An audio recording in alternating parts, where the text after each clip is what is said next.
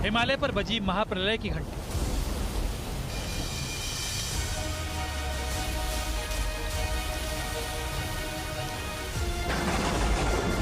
सूख जाएंगी नदियां, पानी को तरसेगी धरती।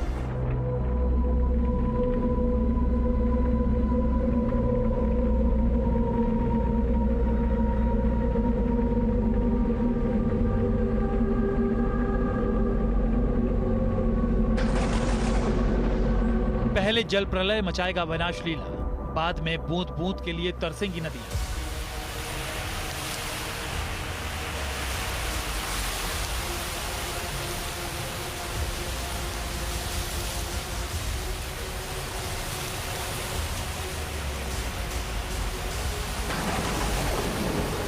जिन नदियों पर निर्भर है अरबों की आबादी, वो नदियां लिखेंगी दास्ताने बर्बाद।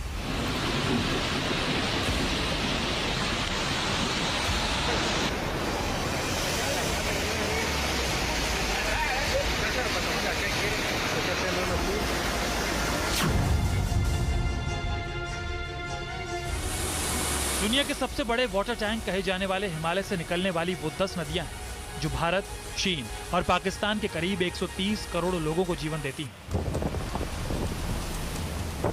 लेकिन जीवनदायी ये नदियां अब उन्हीं 130 करोड़ लोगों की जिंदगी के लिए महाविनाश की वजह भी बन सकती है, जिसकी चेतावनी वैज्ञानिकों ने दी है।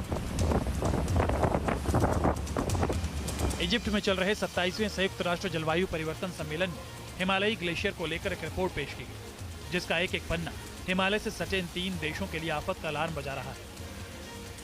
रिपोर्ट में कहा गया है कि हजारों लाखों नदियों से जमे हिमालय के ग्लेशियर अब सिकुड़ने लगे, उनका रकबा कम होने लगा, और ऐसा हो रहा है ग्लोबल वार्मिंग की वजह से, जिससे हिमालय के ग्लेशियर तेजी से पिघल रहे हैं। वाकई ये खतरे का अलार्म है हिमालय से निकलने वाली 10 प्रमुख नदियों के लिए, इन नदियों के किनारे बसी आबादी के लिए और एशिया के इन 3 देशों के लिए। क्योंकि अगर हिमालय का ग्लेशियर ऐसे ही पिघलकर सिकुड़ता रहा तो सूख जाएंगी ये 10 प्राचीन नदियां, क्योंकि इनके मुहाने पर ग्लेशियर के पिघलने से जो पानी पूरे साल बहता रहता है वो बहना बंद हो जाएगा। ग्लेशियर और नदी के मुहाने में इतनी दूरी हो जाएगी कि हो सकता है कि नई नदियों की नई धारा ही फूट पड़े और ये नदियां पानी की एक एक बूंद के लिए तरस जाएं। नदियां सूख जाएंगी तो इन नदियों के किनारे होने वाली खेती खत्म हो जाएगी। पानी नहीं होगा तो सिंचाई नहीं होगी, फसलें नहीं होंगी तो भुखमरी बढ़ेगी, जिससे बहुत बड़ी आबादी यूं ही दम तोड़ेगी। हिमालयी ग्लेशियर सिकुड़ने और पिघलने का दूसरा बड़ा खतरा होगा सैकड़ों पहाड़ी झीलों का निर्माण, क्योंकि जब ग्लेशियर पिघलकर पीछे खिसकेंगे तो उनका पहाड़ों की तलहटी में जमा कर नई झीलों का निर्माण करेंगे। जब ये झीलें लबालब हो जाएंगी तो एक दिन फूट पड़ेगी और तब आएगा केदार घाटी जैसा महाप्रलय।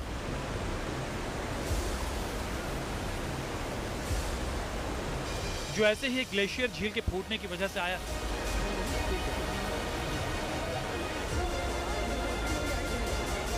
जरा सोचिए कि अगर केदार घाटी में एक ग्लेशियर झील इतनी तबाही ला सकती है तो सैकड़ों झीलें पहाड़ी इलाकों में क्या हाल करेंगी। नदियों में भयानक बाढ़ आ जाएगी, जिससे मैदानी इलाकों में महाविनाश मचेगा। निचले इलाके पानी में डूब जाएंगे, फसलें बर्बाद हो जाएंगी और तब भी करोड़ों की आबादी भुखमरी का सामना करेगी।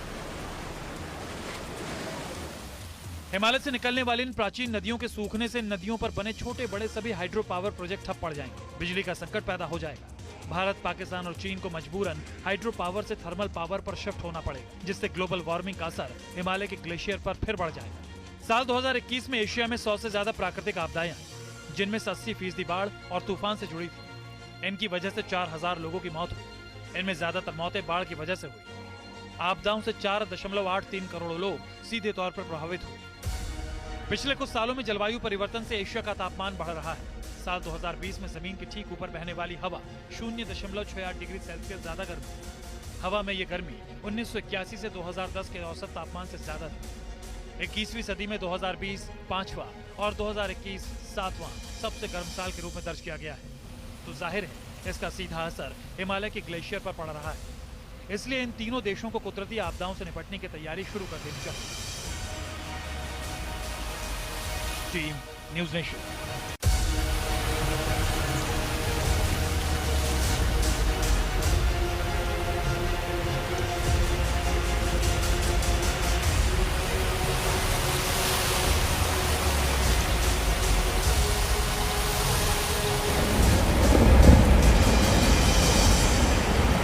बढ़ते तापमान से तबाही की ये तस्वीरें ताजा हैं।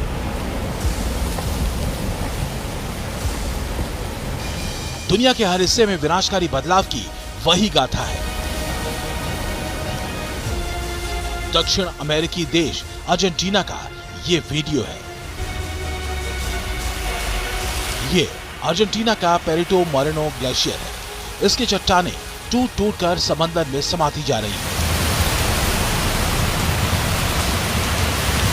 ग्लेशियर्स की भी अपनी अजब दुनिया है। पिघलते ग्लेशियर तबाही का सबब बनते जा रहे हैं। ग्लेशियर्स के कुछ रहस्य हैं जिसको सुलझाने में साइंटिस्ट जुटे हुए हैं।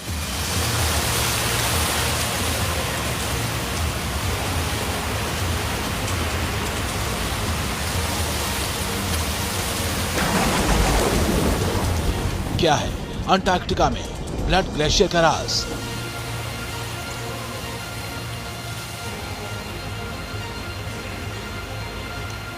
इस ग्लेशियर को देखकर ऐसा लगता है मानो खून निकल रहा हो। ग्लेशियर का यह लाल रंग वैज्ञानिकों को हैरान कर रहा है।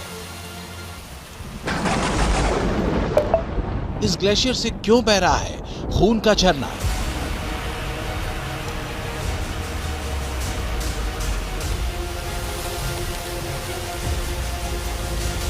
अंटार्कटिका में जिस ग्लेशियर से खून का झरना बह रहा है उसका नाम टेलर ग्लेशियर है। ये पूर्वी अंटार्कटिका के विक्टोरिया लैंड पर है। इस ग्लेशियर की खोज करने वाले वैज्ञानिकों को यह नजारा हैरान कर रहा है। खून का ये झरना आज से नहीं बल्कि कई दशकों से बह रहा है। इस ग्लेशियर से जुड़े कुछ सवाल हैं जो बेहद अहम हैं। इस खून के झरने का स्वाद नमकीन क्यों है?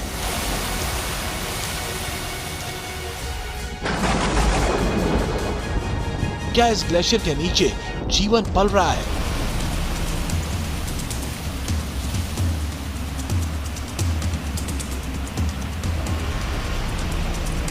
खून के झरने यानी ब्लड फॉल की खोज सबसे पहले 1911 में की गई थी। अंटार्कटिका के इस इलाके में यूरोपियन वैज्ञानिक सबसे पहले पहुंचे थे। सबसे पहले वैज्ञानिकों को यही लगता था कि ये लाल रंग की एल्गी है, लेकिन ऐसा था नहीं। इस थ्योरी को खारिज कर दिया गया। लगातार इस ग्लेशियर को लेकर स्टडी सामने आती रही है।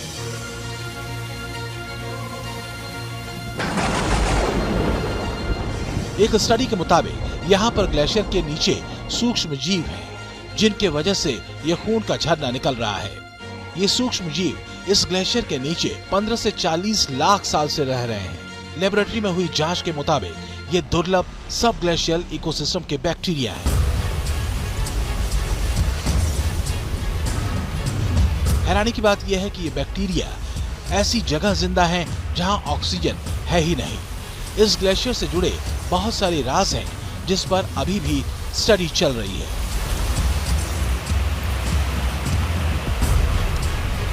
बड़ा सवाल जियोलॉजिकल फोर्स को लेकर है, जिस पर शोध हो रहा है। वैज्ञानिक इस इलाके के जरिए पृथ्वी पर जीवन की शुरुआत की स्टडी कर रहे हैं।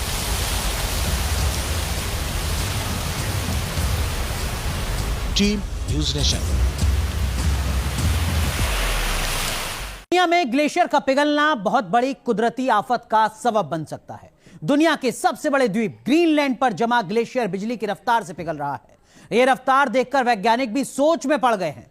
ग्रीनलैंड से जल प्रलय का अलार्म बज चुका है। समंदर का जल स्तर अगर इसी तरीके से बढ़ता रहा तो दुनिया भर में समंदर किनारे बसे 1-2 नहीं 10 शहर आने वाले कुछ ही दशकों में जल समाधि ले लेंगे, जिससे जाहिर है करोड़ों लोगों को पलायन करना पड़ेगा।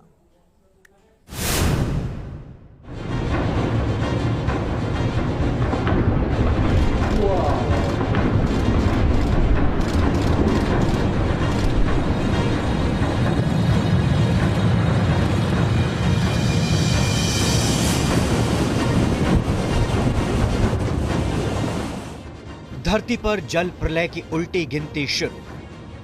समंदर किनारे कई शहर ले लेंगे जल समाधि।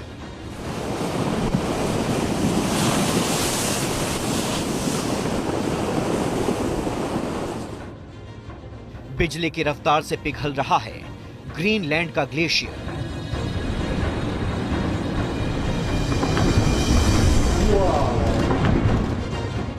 24 फीट बढ़ सकता है समंदर का जल स्तर।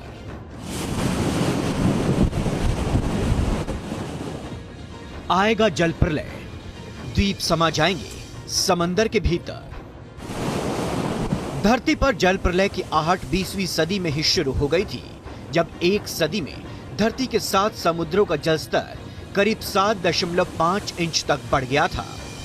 वैज्ञानिकों ने चेतावनी दी है कि 21वीं सदी के अंत तक समुद्र का जल स्तर 3 फीट और ऊपर बढ़ सकता है। अगर ऐसा हुआ तो दुनिया भर के ये 8 देश जल समाधि ले लेंगे।